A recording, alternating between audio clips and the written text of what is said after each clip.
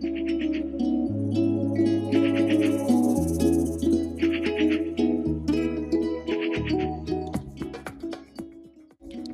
we're diving into a topic that is critical for all cat parents: the hidden health risks of kibble and why it falls short of what our obligate carnivores need. If you've ever wondered whether kibble is the best choice for your cat, this episode might just change your perspective.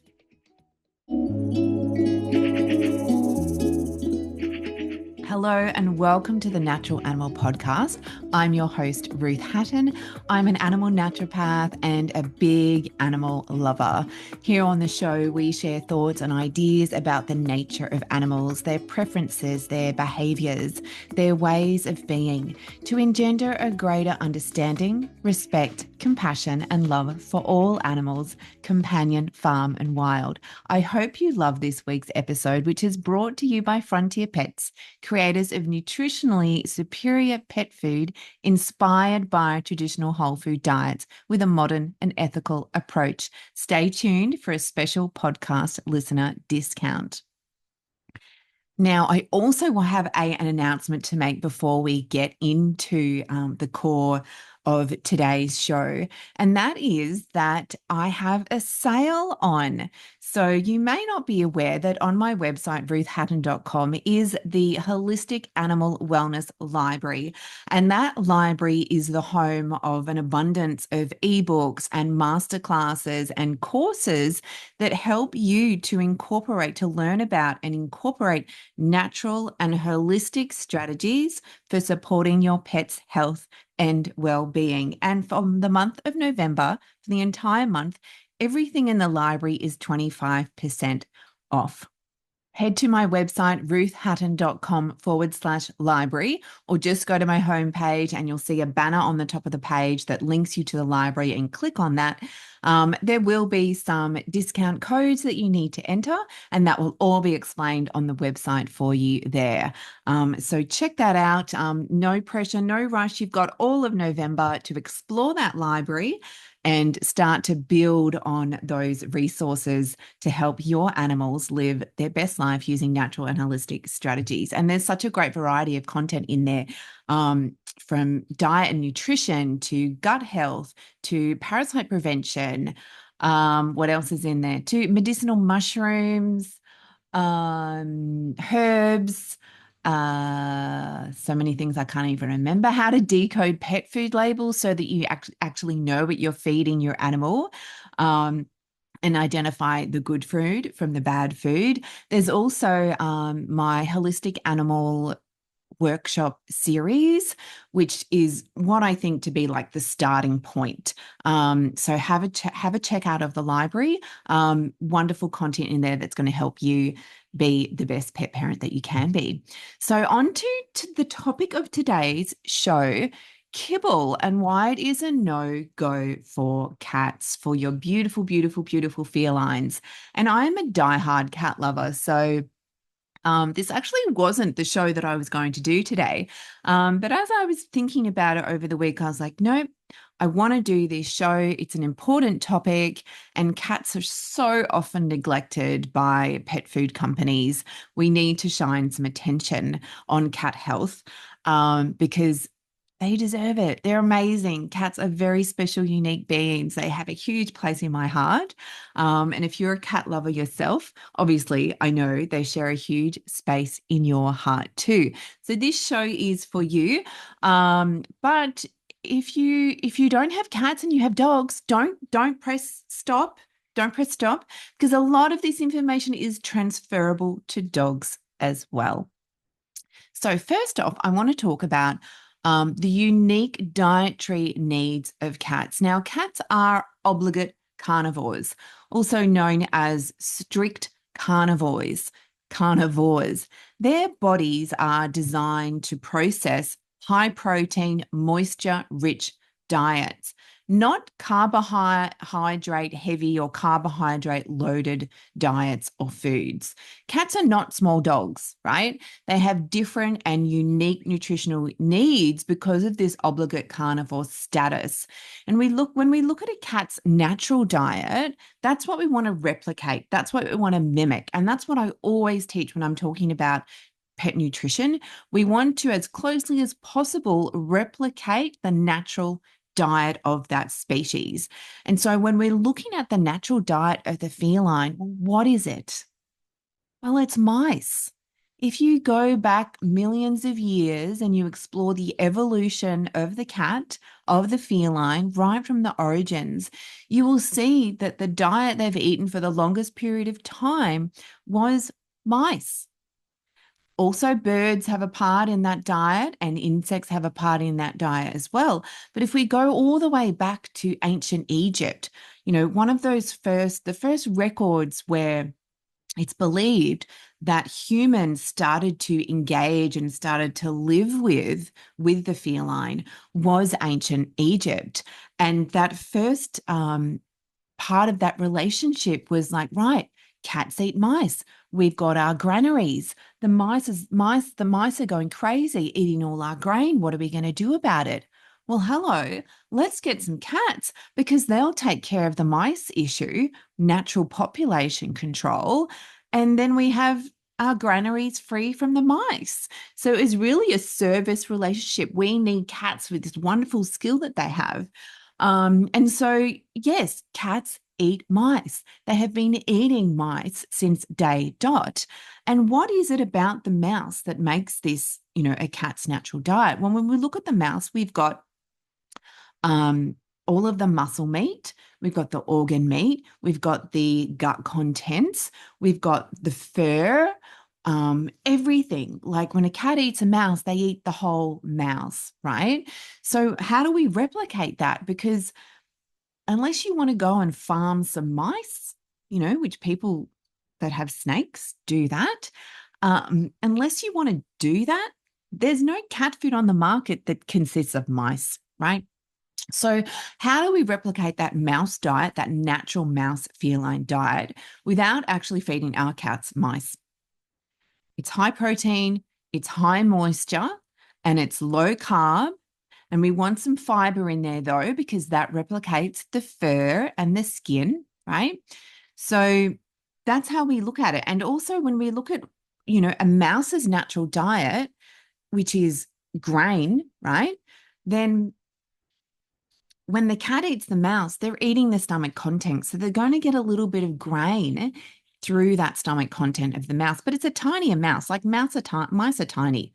Their stomachs are even tinier, right? So you're talking about a very, very small part of their diet. Their natural, biological, evolutionary diet is grain that has been partially digested by the mouse. So it's not, so you're either going to cook that or ferment it or soak it, depending on what the grain is, right?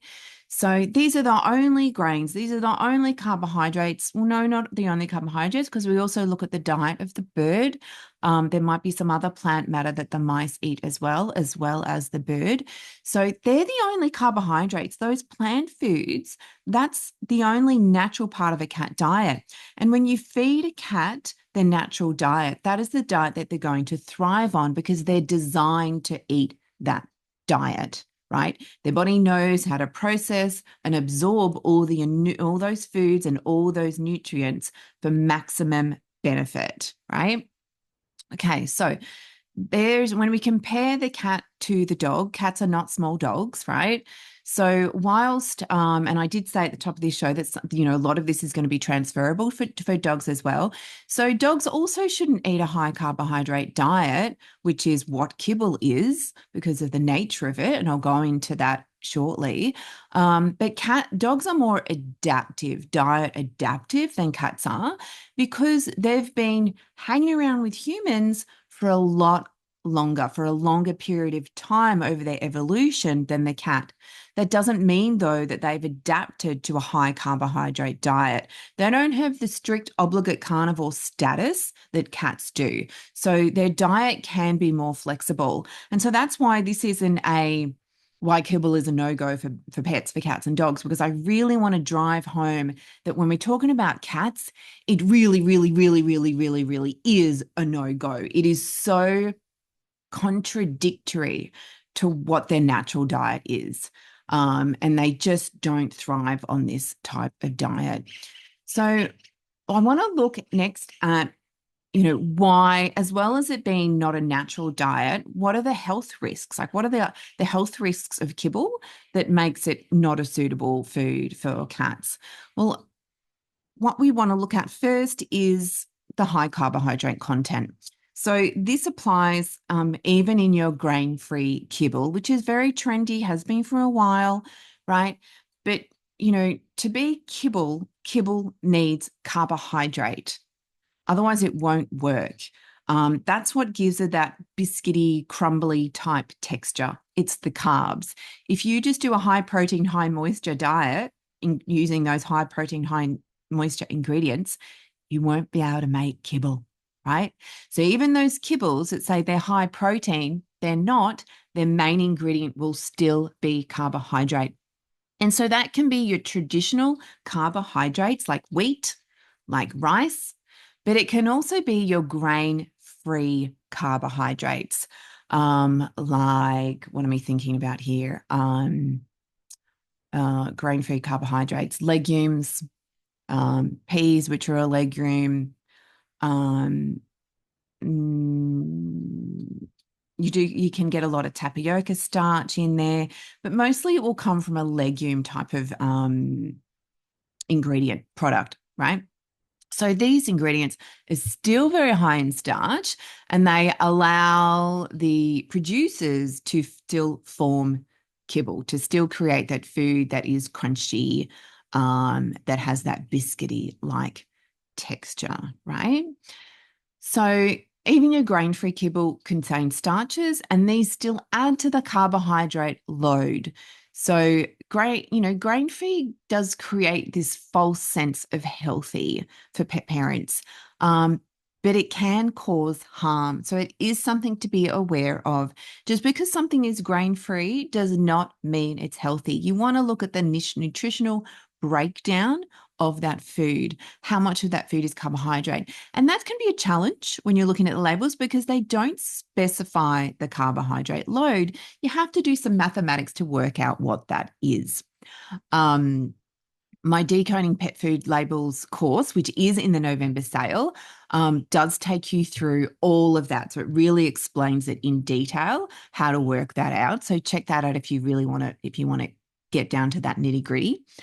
The next thing, so in addition to it being a high carbohydrate content, which is not natural, right? Kibble has a low moisture content. You're looking at maximum 10% of moisture in kibble, right? Kibble is very dry. And this can lead to dehydration, which is a huge risk factor for urinary and kidney problems. A low moisture diet like kibble can increase urinary disease because it is dehydrating. It can also result in increased urine concentration and a high pH. These two factors, concentrated urine and a high pH, can lead to a lot of feline urinary ailments, right? And so oftentimes, a lot of urinary issues will also be behavioral, will also be stress induced when we're talking about felines.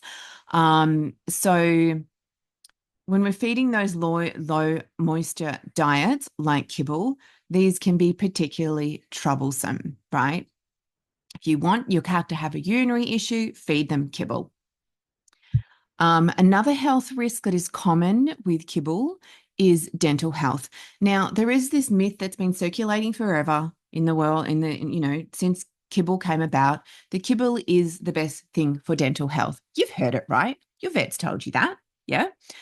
Well, kibble can actually contribute to dental issues rather than prevent them because of the high carbohydrate content. You know that carbs equal sugar, right? What is the one thing that we're told by our dentist time and time again? Sugar is the worst thing for dental. Like if you go to the dentist and you got a good dentist, they're going to ask you, if you've got bad teeth, they're going to ask you, how much sugar do you eat? You need to reduce your sugar content because sugar equals tooth decay, right? And inflammation, gum inflammation. So just the nature of that kibble itself is going to create dental health risks, right? Promote dental plaque, promote gum disease. And, you've got some of the brands that have, a while ago now started to create bigger pieces of kibble to argue that this will help with dental health, right? With dental disease prevention. But the thing is, cats don't chew their food, really, a few times. If you watch your cat, tonight when you go home, or you might already be home, when you're home tonight watching your cat eat dinner, see how many times they chew. On average, you're looking at 3 to 4 chews, swallow, right?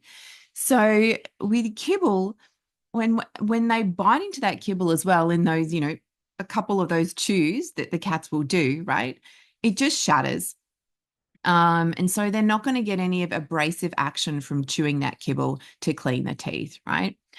Um, the best foods for keeping cats' teeth clean, and dogs too, are raw meaty bones. For cats, the best one is chicken wing tips. So the tip of the chicken wing.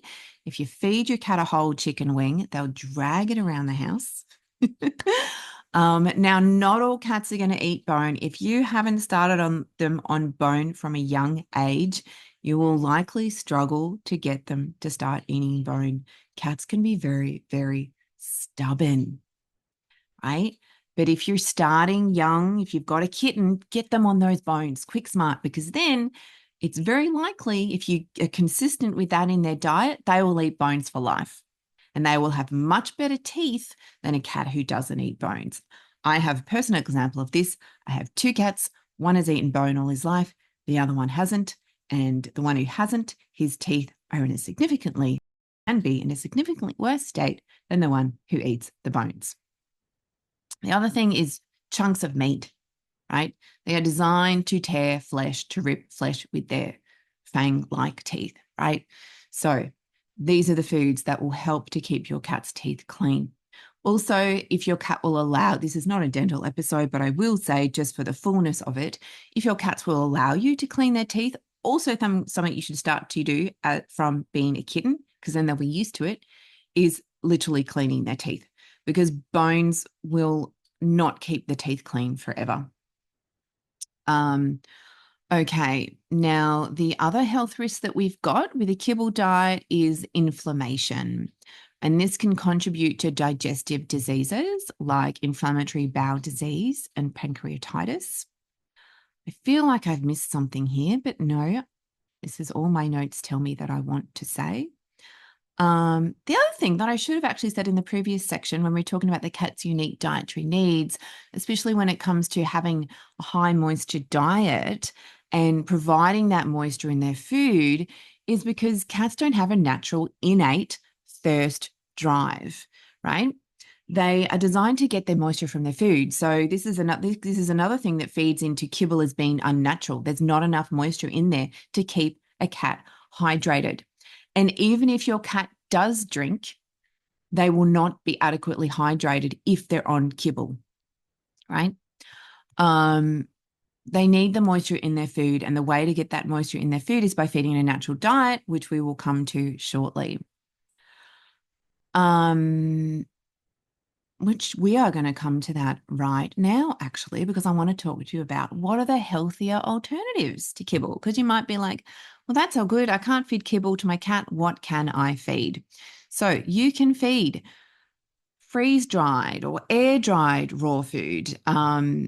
This is, the closest natural diet to kibble. Like it's still, a dried food. So we've still got to be conscious around the moisture content. Now, some freeze-dried food, you will rehydrate it by adding moisture back in, and so that kind of covers off that issue. But just be mindful of that. I don't, if it's a food that you can rehydrate with water, then do that. But if you're just doing it as an air-dried food, for example, or you're just feeding it as a dried food, I don't recommend that as a daily meal, because they're not going to be getting adequate moisture, right? Um, High protein canned food. Now, these are not in any ranking of which is better, but I'll do the ranking at the end. So these have better moisture levels than kibble, and they are generally almost always lower in carbohydrate than kibble, right? And there's a variety of canned foods on the market. The higher protein, the better. There's, particular brands out there that are high protein, come from free ranging animals. They're the ones that I recommend.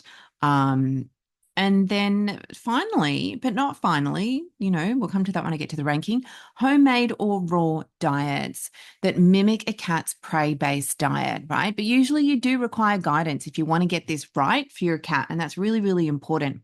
So homemade or raw. So raw, what's the distinction there? Well, raw, you can buy ready-made raw meals for cats.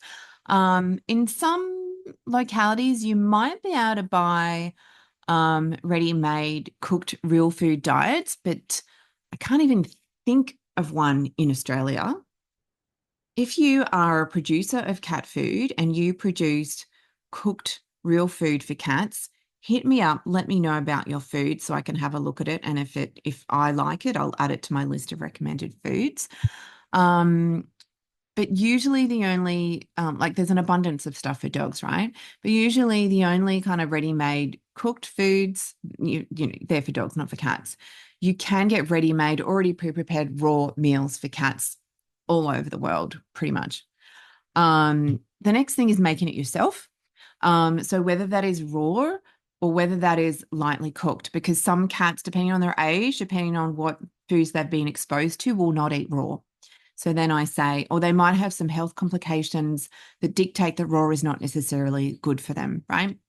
In which case you can cook their food for them. This is going to take longer with homemade than feeding raw because you've actually got to cook it, right? So if you want some guidance around homemade diets, I do have in the Holistic Animal Wellness Library, the Real Food Diet for Cats ebook that is on sale, 25% off. This is a valuable resource for anyone who wants to transition their cat's diet from kibble to a natural diet and actually make that food yourself. This ebook gives you a load of information around real food cat nutrition. And it also gives you a bunch of recipes and meal planning and brand recommendations so that you can you can feed the way I feed, which is a fusion of homemade and commercial foods, right? So grab that in November whilst it's on sale. There's one for dogs as well. Now, I said I was going to rank those. Well, any kind of food, probably when I'm looking at that ranking, the lowest ranking will be those canned foods, right? And then on top of that, you've got the raw foods, if your cat can tolerate those raw foods. And you can still capture in those freeze-dried and those air-dried raw foods in there, provided you're giving your cats adequate moisture, right? And yeah, so that would be my ranking, kind of like your homemade, your raw, and then your homemade if it's nutritionally balanced, and your freeze-dried and your air-dried if you're rehydrating those foods, right? Or if you're not rehydrating those foods, that you're feeding them at a minimum. I usually say with like air-dried, you don't want to feed it as a meal more than 2 to 3 times a week for a cat. If you're feeding it just as treats, then that's fine. Like no more than 10% of the diet should be treats. But otherwise, I wouldn't be feeding it as a regular meal like all the time because it's not providing the moisture, right? Now, as I did mention, freeze-dried food is on that list, right? Freeze-dried raw food is on that list of alternatives to kibble, significantly healthier alternatives to kibble.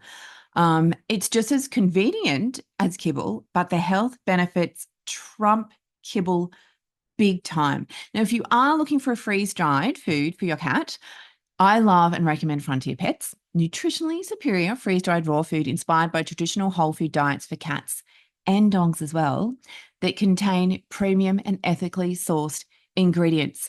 Now, it's freeze-dried, and you know what I mentioned around you got to make sure they're getting the moisture still with these dried foods. But with the Frontier Pets freeze-dried food, the instructions are to add moisture, add water. You could, add water to the food to rehydrate it, to get that moisture content in there. And so that way you are replicating a fresh, raw diet, but in a really convenient way. Now, these Frontier Pets meals, they are inspired by traditional whole food diets for cats. They contain premium and ethically sourced ingredients. Like I mentioned, yes, they do meals for dogs too. They contain the finest, raw, fresh, free range and organic ingredients. There's no cooking, no intense processing, and absolutely no fillers, no grain, and no preservatives. They are a high protein, once you add the moisture back in, high moisture food, which is perfect for our feline, obligate carnivores. This is just pure wholesome food for your kitty cats. And you don't need to refrigerate or freeze the foods. You simply add that warm water to rehydrate it, to add that moisture back in, because as I've mentioned, we know how important a high moisture diet is for cats, right? And then it's ready. Once you've added that moisture back in and let it sit for a while to rehydrate, it's ready for your cat to enjoy. Easy, easy. To learn more, visit frontierpets.com.au. And as a special treat for you, you can enjoy 15% off your first order with the code NaturalAnimal15. This offer doesn't apply to subscription orders. Now let's get back to the show so I can share with you some tips for transitioning your cats off kibble.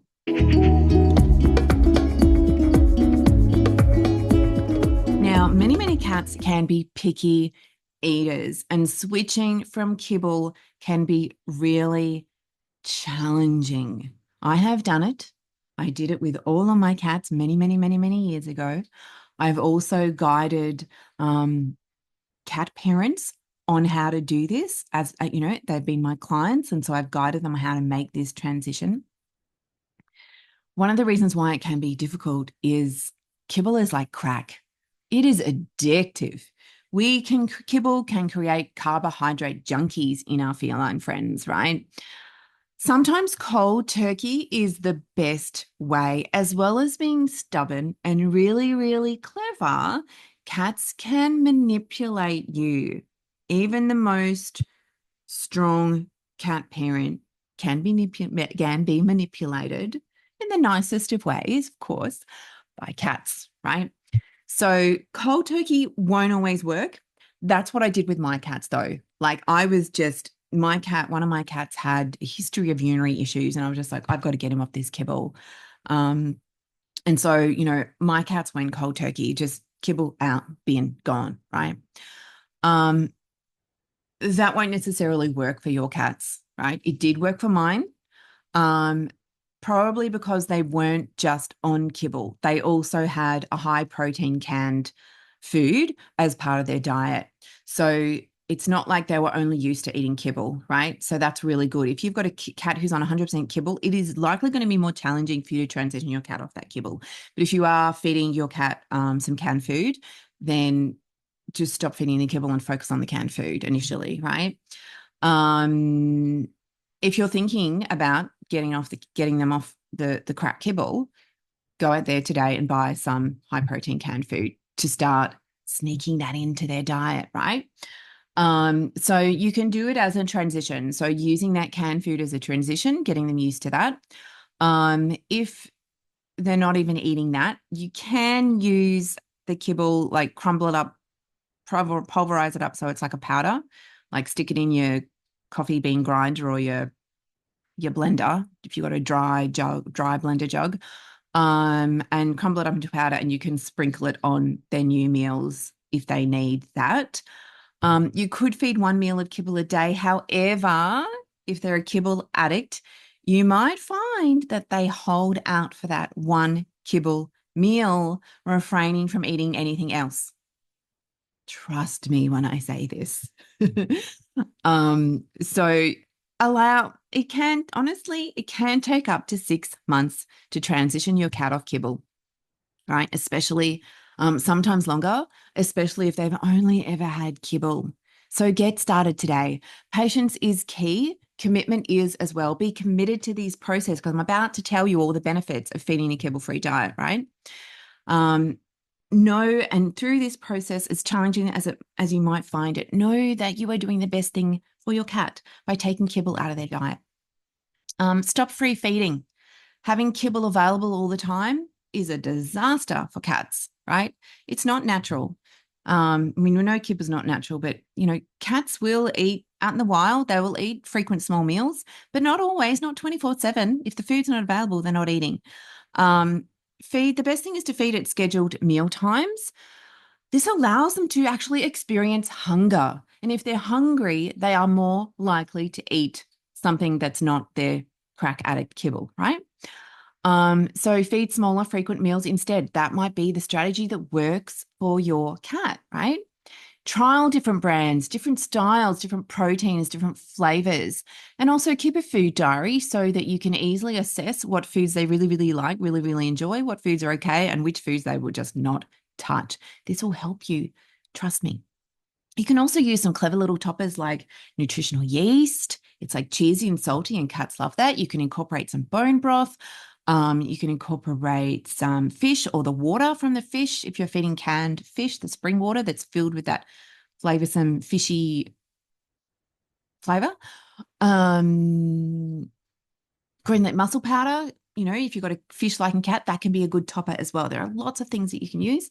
I think I speak about these sneaky toppers that you can use in the Real Food Diet for Cats ebook. Now, one thing that I really want to emphasize, though, is if you've got a really stubborn cat and they're not eating, don't allow your cat to go without food for more than 3 days. This can result in hepatic lipidosis, fatty liver disease, which I spoke about in episode 15. So go back and listen to that. That's a really, really, kind of core topic. I'm talking about liver health on that one. So every pet parent should listen to that. Episode 15. I can't remember what it's called, but it has liver in the name. So what are the benefits of feeding this kibble-free diet? So better hydration. They're not going to be dehydrated anymore. The body needs moisture. The body needs to be hydrated. It's better for weight management. So if you have an obese cat and you need to, you think I need to put my cat on a diet, if they're on kibble, you might find just be like taking them off the kibble and feeding a real food diet, they lose that excess weight. Brilliant.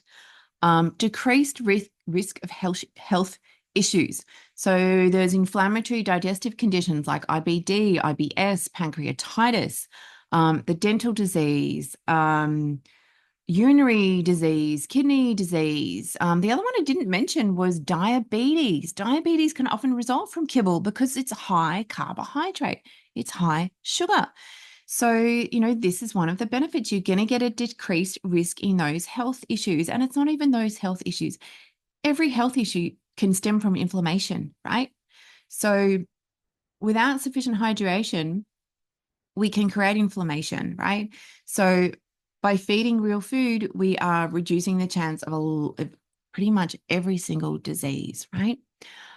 Another really great thing is that raw fed cats, especially, or even not necessarily raw, even if you are doing like a cooked food or a varied diet, they're more open to trying different foods, and a varied diet is good. This is handy because it's, there are more options for hiding supplements. And when they're being fussy, this is really helpful as well because they have an expanded palate. They're used to eating a greater variety of foods, right? Give you an example. My cats have a very expanded palate. They like avocado, the flesh of avocado, which is perfectly safe to feed. Just don't feed the pips or the skin, but the avocado flesh, it's not a toxic food to feed.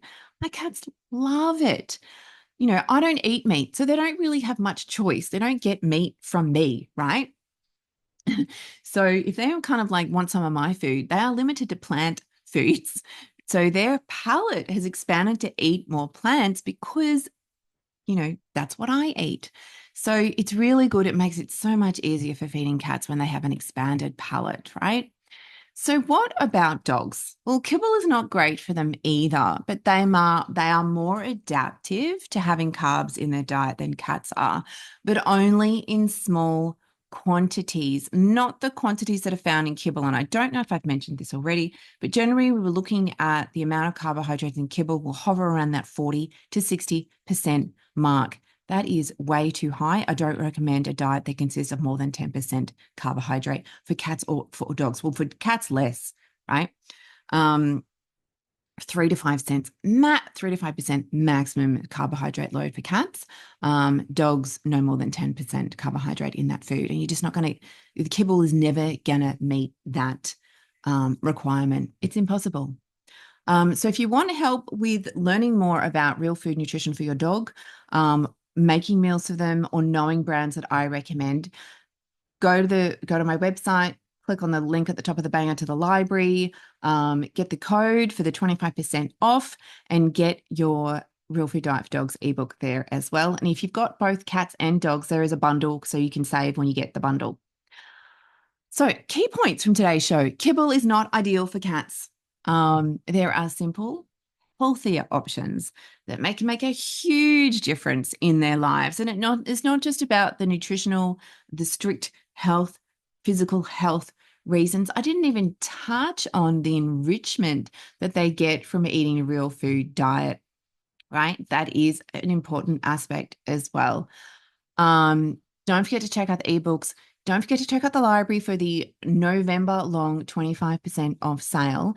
And if you are looking for food, some freeze-dried natural food for cats that is not kibble, or for your dogs, check out the beautiful pet foods available from the sponsor of this podcast, Frontier Pets.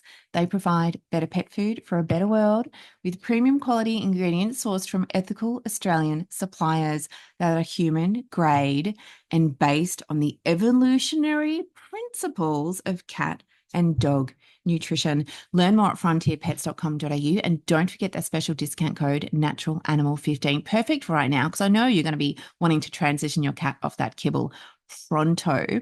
And if you've enjoyed this show, I would love for you to follow or subscribe so you never miss an episode, and leave a review or a comment. FYI, you can now comment on Spotify. Super, super handy. When you do these things like follow, subscribe, and post a review or a comment, this helps to increase the visibility of the show so that it reaches more pet parents and animal lovers. This is really important, right? If you loved this show as well, share it with other cat parents so that we can lift up the health of all felines. If you have ideas for show topics or guests, or you just want to give me some feedback on this episode of the podcast overall, on my website at ruthhatton.com/podcast is a feedback form. All of the links that I mentioned, the feedback form, the November sale, Frontier Pets, they are all in the show notes. All the links to those are in the show notes. So head there now before you forget, because I know what it's like. It's easy to be distracted and then you forget about it. That's all I have for you today. I would love to hear about your experiences as you transition your felines off kibble. And until I hear from you, and until I speak with you again, otherwise, big love to you and your animal kin. And I will see you next week for another episode of the Natural Animal Podcast. Bye.